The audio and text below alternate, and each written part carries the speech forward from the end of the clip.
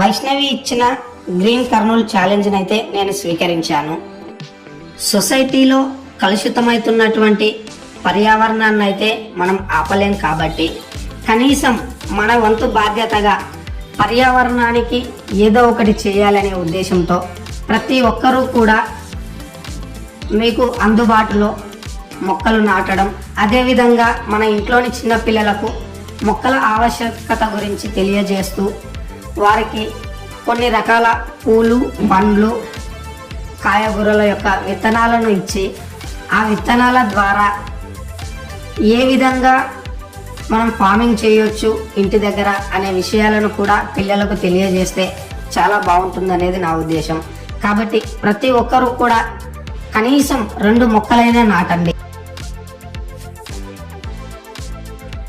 నాటిన మొక్కలు ఏ విధంగా పెరుగుతున్నాయి అనేది కూడా